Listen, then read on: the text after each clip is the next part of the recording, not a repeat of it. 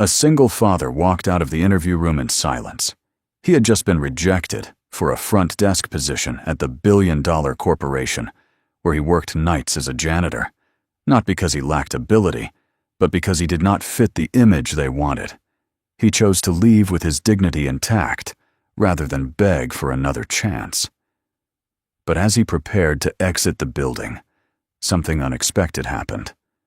The billionaire CEO of the corporation ran into the lobby and called his name in front of everyone. Why? Ryan Cole pushed the mop across the marble floor of the corporate lobby at 2 a.m. The building was silent except for the hum of the ventilation system and the occasional squeak of his cartwheels. He had worked this shift for 3 years now, cleaning the offices and hallways of a billion-dollar corporation while the rest of the city slept. The work was honest, but it barely covered rent and groceries. After his wife died, he had taken whatever job he could find that allowed him to be home when his son woke up for school. Leo was 8 years old now. The boy never complained about their small apartment or the second-hand clothes Ryan bought from thrift stores. He was a good kid, patient in ways that children should not have to be. 2 months ago, Leo had been rushed to the emergency room with a severe asthma attack.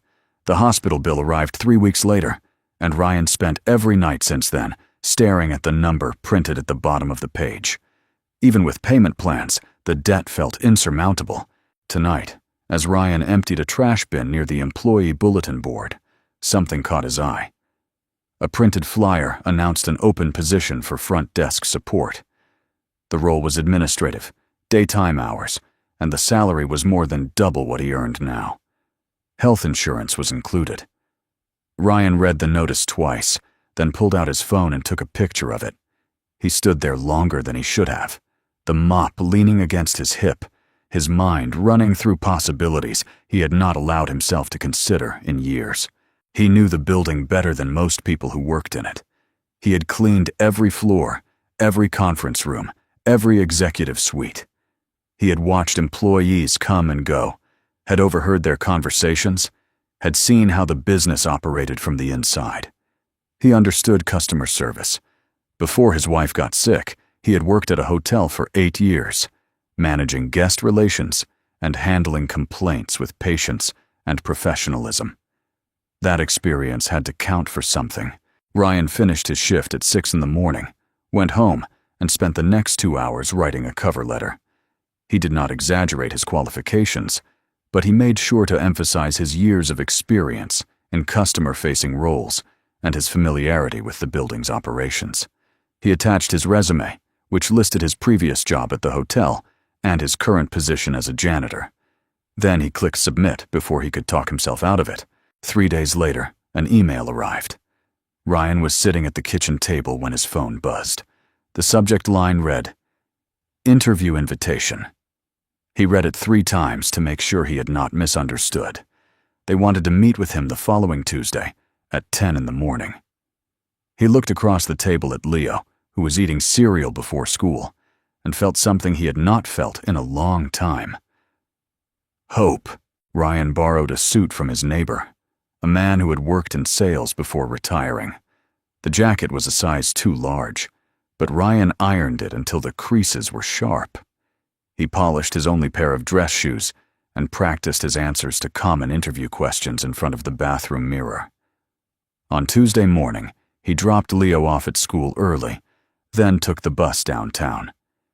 He arrived at the building 30 minutes before his appointment and sat in the lobby, watching employees pass through the glass doors with their coffee cups and briefcases. At 10 o'clock, he took the elevator to the 15th floor. The doors opened onto a sleek hallway with glass walls and modern furniture. Ryan had cleaned these offices before, but he had never walked through them during business hours. A young woman at the reception desk smiled at him and asked him to wait. He sat in a chair near the window and watched the city below, trying to steady his breathing. When they called his name, he followed the receptionist into a conference room. 3 people were already seated at a long glass table. The man in the center introduced himself as Marcus, the head of human resources. The woman to his left was an assistant from the HR department, and the man on the right managed the front desk operations. They gestured for Ryan to sit across from them. The room was bright and cold, the kind of space designed to make people feel small. Marcus opened a folder and glanced at Ryan's resume. He asked about his previous job at the hotel, and Ryan answered confidently. He described how he had handled difficult guests, how he had trained new employees, and how he had maintained a calm demeanor even during high-pressure situations. The operations manager nodded along, and for a moment, Ryan allowed himself to believe this might actually work. Then Marcus leaned back in his chair and folded his hands. He asked Ryan where he had gone to college. Ryan told him he had not attended college. He had started working right out of high school to support his family. Marcus wrote something down in his notes. The assistant glanced at the operations manager, and Ryan felt the shift in the room. The tone of the questions changed. They were no longer asking what he could do. They were asking who he was. Marcus asked Ryan what he was currently doing for work. Ryan told him the truth. He worked nights as a janitor in the same building. The operations manager's expression did not change, but something in his eyes did. Marcus nodded slowly, as if he had just confirmed something he already suspected. He asked Ryan if he thought he could represent the company's image in a professional environment. Ryan felt his chest tighten, but he kept his voice steady. He said he believed his experience spoke for itself. The assistant asked if he had any certifications or formal training in hospitality management. Ryan said he did not, but he had 8 years of hands-on experience. Marcus smiled politely and said they appreciated his time. The operations manager thanked him for coming in. Ryan understood what was happening. They were not rejecting his qualifications. They were rejecting him. He sat there for a moment, looking at the 3 people across the table. He could feel the weight of their judgment, the unspoken conclusion that he did not belong in this room. He thought about Leo waiting at home. He thought about the hospital bills stacked on the kitchen counter. He thought about the years he had spent working in the shadows of this building, invisible to everyone who passed him by. Ryan stood up. He thanked them for their time and told them he understood. He did not ask for another chance. He did not explain himself further. He simply turned and walked out of the conference room, his shoulders straight and his head up. The door clicked shut behind him, and he stood alone in the hallway. His hands were shaking, but he forced himself to breathe. At least he had not begged. At least he had not lost the only thing he had left. He walked toward the elevator and pressed the button. The doors opened, and he stepped inside. As the elevator descended, he stared at his reflection in the polished steel doors. He looked tired. He looked like a man who had been fighting for too long. When the doors opened on the ground floor, he stepped out into the lobby and headed toward the exit. The morning sunlight poured through the glass walls, and Ryan walked into it without looking back. Ryan crossed the lobby toward the glass doors at the front of the building. The space was vast and polished, filled with the muted sounds of people moving through their workday. He had mopped this floor 100 times, always after midnight, when no one was around to see him.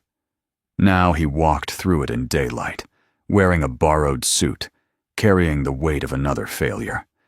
The hospital bills were still unpaid. Leo was still waiting at home, and the only chance Ryan had given himself had just closed behind him. He told himself it was fine. He had made the right choice by walking out. He had not begged, had not lowered himself, had not let them strip away what little dignity he had left. That had to count for something. He reached the door and pushed it open. The cool air hit his face, and he stepped out onto the sidewalk. Behind him, the building rose into the sky, indifferent and untouchable. He was about to walk away when a voice called out from inside the lobby. "Ryan Cole, please stop." Ryan turned around. A woman was standing in the middle of the lobby, near the security desk. She was breathing hard, as if she had just been running. Her dark suit was immaculate, her posture straight, but her expression was urgent. Ryan did not recognize her at first. Then he saw the ID badge clipped to her jacket, and the way the security guard stepped back when she approached. This was Alexandra Reed, the CEO of the entire corporation. Ryan had seen her picture in the company newsletter, but he had never been close enough to see her face. She walked toward him quickly, her heels clicking against the marble floor. Ryan stood frozen in the doorway, unsure whether to step back inside or keep walking. Alexandra stopped a few feet away from him, still catching her breath. She looked directly at him, and there was something in her eyes that Ryan could not name. It was not pity. It was not curiosity. It was recognition. Alexandra said his name again, quieter this time, and gestured for him to step back inside. Ryan hesitated. He had just walked out of that building determined never to come back, but something in her tone made him stop. He let the door close behind him and followed her to a corner of the lobby, away from the security desk and the employees passing through. Alexandra looked at him for a long moment before she spoke. She said she had been monitoring the recruitment process as part of a company-wide culture review. She had access to the observation system that allowed her to watch interview sessions remotely. She had seen his interview. She had seen everything. Ryan felt his jaw tighten. He asked her why she was telling him this. Alexandra met his eyes and said she recognized him. 2 months ago, an elderly woman named Margaret Sutherland had nearly collapsed in this very lobby. Margaret was one of the company's most important partners, responsible for a contract worth $50 million. She had arrived early for a meeting and experienced a sudden spell of dizziness. Ryan had been cleaning nearby when he noticed her stumble. He had seen the signs immediately and gave her a piece of candy from his pocket, recognizing the symptoms of low blood sugar. He had helped her sit down and called for security to bring water and assistance. Margaret had recovered quickly, and the meeting went forward without incident. Afterward, she had mentioned the janitor named Ryan to Alexandra, praising his attentiveness and calm response. Alexandra had intended to find him and thank him personally, but the moment had passed and she never followed through. Until today, when she saw his face on the interview monitor and realized he was the same man. Ryan listened without speaking. He did not know what to say. He had not helped Margaret Sutherland because he wanted recognition. He had helped her because it was the right thing to do. Alexandra seemed to understand that. She told him she had watched the entire interview, and she had seen how Marcus and the others had treated him. She said it was unacceptable. Ryan felt something crack inside him. He asked her if she was offering him the job out of gratitude. He did not want charity. He did not want to be hired because someone felt they owed him a favor. Alexandra shook her head. She said this was not about gratitude. It was about accountability. She had just watched her own company reject a qualified candidate based on his background and appearance rather than his abilities. That was a failure of the system, and she intended to correct it. Ryan took a step back. He told her he did not need special treatment. He did not want to be given something he had not earned. Alexandra looked at him with an expression that was both firm and tired. She said he had already earned it. The problem was that the people conducting the interview had refused to see it. Ryan wanted to believe her, but doubt gnawed at him. He had been let down too many times to trust offers that sounded too good. He asked her what she expected from him. Alexandra said she expected nothing except that he be given a fair chance. She wanted to bring Marcus and the hiring panel down to the lobby and address the situation directly. She wanted Ryan to be part of that conversation. Before Ryan could respond, Alexandra pulled out her phone and made a call.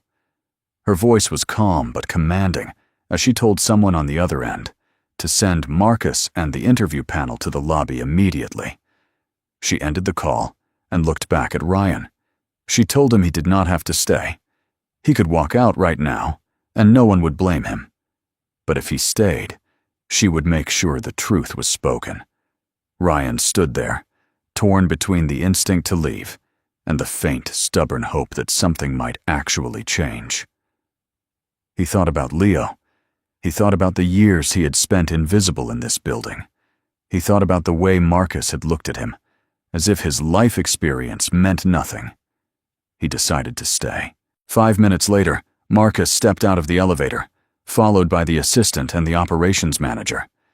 They looked confused when they saw Alexandra standing in the lobby with Ryan. Marcus approached carefully, his expression cautious. He greeted Alexandra and asked if there was a problem.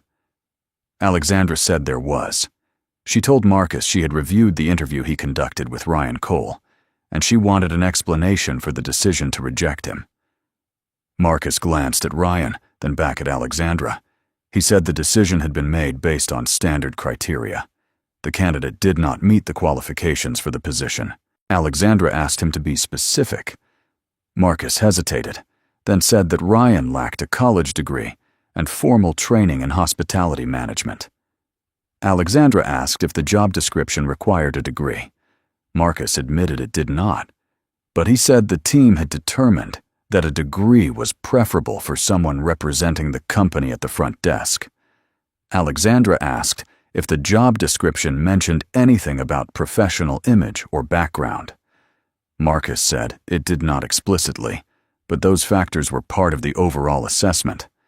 Alexandra asked him to clarify what he meant by professional image.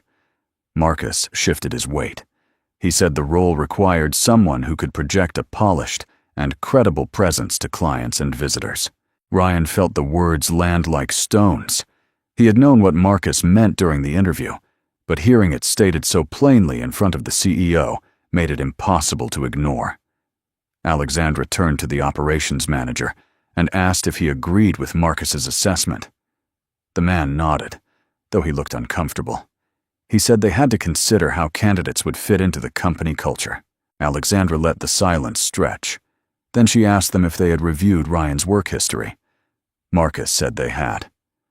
Alexandra asked if they were aware that Ryan had 8 years of customer service experience at a hotel before taking his current position. Marcus said they were.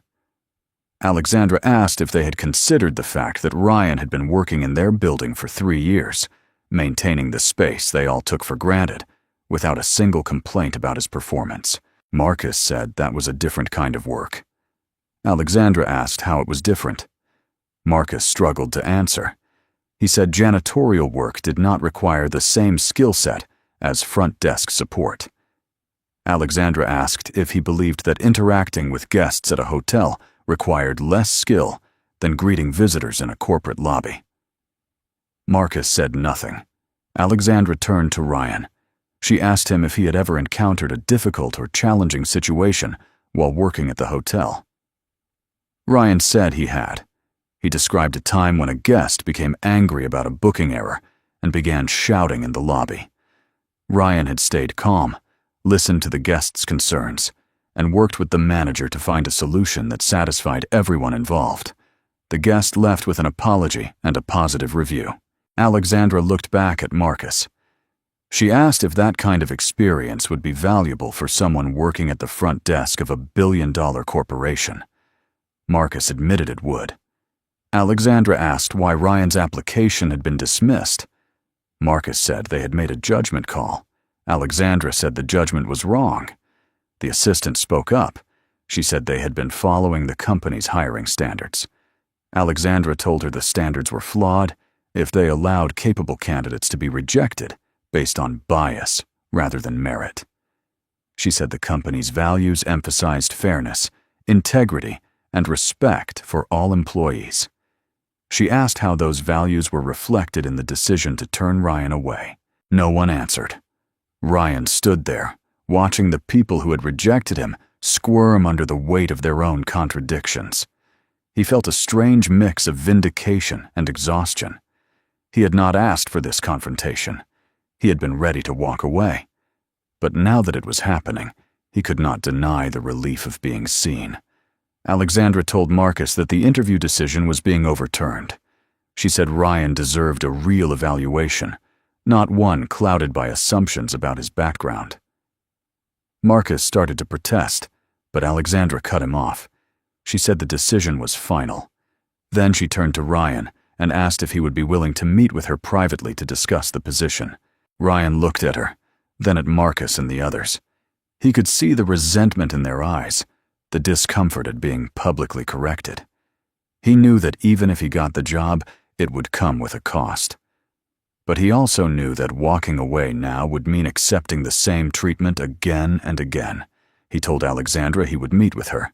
Alexandra nodded and dismissed the hiring panel. Marcus and the others left without another word, disappearing back into the elevator. Alexandra gestured for Ryan to follow her to a private conference room on the second floor. The room was smaller than the one where he had been interviewed, with a round table and soft lighting. Alexandra closed the door and sat down across from him. She started by apologizing. She said she should have intervened sooner, and she took responsibility for allowing a flawed process to continue. Ryan told her he appreciated the apology, but he still did not understand why she was doing this. He asked her again if it was because of what happened with Margaret Sutherland. Alexandra said that was part of it, but not all of it. She said she had spent years building this company, and she believed deeply in its mission. But she had also seen how easy it was for organizations to lose sight of their values. She had watched talented people be overlooked because they did not fit a narrow definition of success.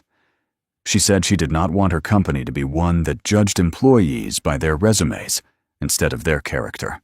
Ryan asked her what she was offering him. Alexandra said she could not put him in the front desk position immediately.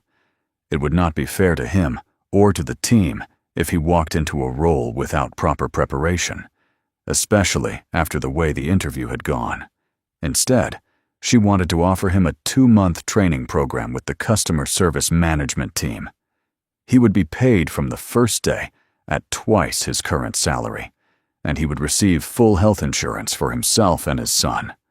At the end of the training, he would transition into the front desk support role. Ryan sat back in his chair. The offer was more than he had hoped for, but it still felt too good to be real. He asked Alexandra why she believed he could do this. She said she had seen enough in the last hour to know he had the integrity, experience, and composure the job required. She said the only thing he lacked was the opportunity, and she was offering it to him now. Ryan thought about Leo. He thought about the hospital bills and the late-night shifts and the years of feeling invisible. He thought about the look on Marcus's face when Alexandra told him his decision was wrong. He thought about the borrowed suit he was wearing and the man who had lent it to him, who had told Ryan he deserved a shot. Ryan told Alexandra he would accept the offer, but he said it was not because he needed the money, even though he did. It was because, for the first time in a long time, someone had looked at him and seen more than his circumstances. Someone had treated him like he mattered. Alexandra reached across the table and shook his hand. She told him to report to the HR office the following Monday to complete the paperwork. She said she expected him to succeed, not because she had given him a chance, but because he had already proven he could. Ryan left the conference room and walked back through the lobby. This time, he did not feel like he was leaving in defeat. He felt like he was stepping into something he had earned. He pushed through the glass doors and stood on the sidewalk, blinking in the sunlight. He pulled out his phone and typed a message to Leo. He told his son he had not won yet, but he had not given up. He pressed send and started walking toward the bus stop, his head held high. Ryan spent the weekend preparing. He told Leo about the new job, careful not to make promises he could not keep. His son listened quietly, then asked if this meant they could afford a new inhaler without waiting for the prescription assistance program. Ryan said yes. Leo smiled, and that smile carried Ryan through the anxiety of what was coming. On Monday morning, he returned to the building, wearing the same borrowed suit, this time walking through the front doors as someone with a future. The HR office was on the 3rd floor. A woman named Jessica greeted him and handed him a stack of forms to fill out. She was polite but distant, and Ryan wondered if she had heard about what happened in the lobby. He completed the paperwork in silence, signed his name at the bottom of each page, and handed everything back. Jessica told him his training would begin the following day. She gave him a folder with the schedule and the names of the people he would be working with. Ryan thanked her and left. That evening, He worked his final shift as a janitor. He had given his 2 weeks' notice, but his supervisor told him it was not necessary. The company wanted to transition him into the new role immediately. Ryan felt strange pushing the mop across the lobby floor for the last time, knowing that in a few days he would be standing on the other side of the desk. He finished the shift at dawn, went home, and slept for a few hours before picking Leo up from school. The training program started the next morning. Ryan met with the customer service management team in a conference room on the 10th floor. There were 4 other trainees, all younger than him, all with college degrees listed on their name tags. The instructor was a woman named Claire, who had worked in hospitality for 15 years. She was sharp and no nonsense, and she did not treat Ryan any differently than the others. That was all he wanted. The first week focused on communication skills and conflict resolution. Claire ran through scenarios where guests became upset or demanding, and the trainees had to respond in real time. Ryan found the exercises familiar. He had handled similar situations at the hotel, and the skills came back to him easily. Claire noticed. She called on him often, and when he answered, she nodded with approval. The other trainees began to look at him with something close to respect. The second week covered the technical systems used at the front desk. Ryan learned how to manage visitor logs, schedule conference rooms, and coordinate with security. The software was new to him, but he was methodical. He took notes, asked questions when he did not understand, and practiced on his own time. By the end of the week, he could navigate the system faster than some of the others. The third week introduced them to the executive floors. Claire explained that front desk staff occasionally interacted with senior leadership, and they needed to understand the protocols. Ryan walked through the hallways, where he had once emptied trash bins and wiped down surfaces. Now he was being taught how to greet the people who worked there, how to anticipate their needs, and how to represent the company with professionalism. He felt the weight of the transition, but also the quiet satisfaction of earning his place. In the fourth week, Claire assigned each trainee a mentor from the existing front desk team. Ryan was paired with a man named David, who had worked at the desk for 6 years. David was older than the other staff members, in his late 40s, and he carried himself with a calm confidence. He told Ryan that he had heard about what happened during the interview.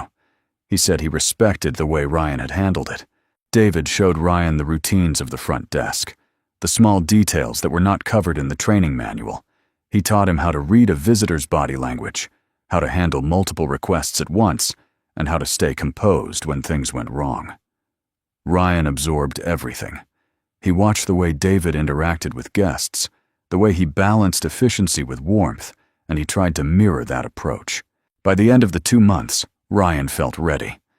Claire conducted final evaluations with each trainee, reviewing their performance and providing feedback. When it was Ryan's turn, she told him he had exceeded expectations. She said his experience showed in the way he handled difficult situations, and his work ethic had set an example for the others. She recommended him for the front desk position without reservation. On his first official day, Ryan arrived early. He wore a suit he had bought with his first paycheck, a simple gray one that fit him properly. He stood behind the front desk and looked out at the lobby, the same space he had cleaned for 3 years. The morning light poured through the glass walls, and employees streamed through the doors, coffee in hand, absorbed in their routines. Some of them recognized him. A few nodded. Most did not notice. David worked the desk alongside him, guiding him through the morning rush. Ryan greeted visitors, checked IDs, and directed people to the correct floors. The work was straightforward, but it required focus and patience. He found a rhythm quickly. When a delivery driver became frustrated about a delayed package, Ryan stayed calm and worked through the issue until it was resolved.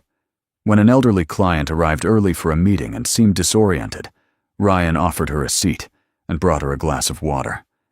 She thanked him, and he told her it was no trouble. At lunch, Ryan took his break in the employee cafeteria. He sat alone at a table near the window, eating a sandwich he had packed that morning. A few of the other front desk staff joined him, and they talked about their shifts and the quirks of the building. Ryan listened more than he spoke, but he felt the slow, tentative beginning of belonging. In the afternoon, Alexandra Reed came through the lobby. She was walking with 2 members of her executive team, discussing something on a tablet. She glanced toward the front desk as she passed, and her eyes met Ryan's. She gave him a small nod, nothing more. Ryan nodded back. It was not a gesture of gratitude or congratulation. It was simply acknowledgement. He was here. He was doing the work. That was enough. At the end of the day, Ryan clocked out and took the elevator down to the lobby. He walked through the glass doors and into the evening air. The city was alive with traffic and voices, and Ryan felt the weight of the day settle into his bones. He was tired, but it was a different kind of tired. It was the exhaustion that came from work that mattered, from a day spent being seen. He pulled out his phone and opened his messages. He typed a short text to Leo, telling him he was on his way home. Then he added one more line. Dad didn't win, but Dad didn't give up. He sent the message and put the phone back in his pocket. He walked toward the bus stop, his reflection moving across the glass windows of the buildings around him. For the first time in years, he recognized the person looking back. Degrees could open doors, but character and experience decided who deserved to walk through them. And sometimes, what a person needed was not an opportunity. It was being seen for who they truly were. Ryan had been seen, and now he was exactly where he belonged.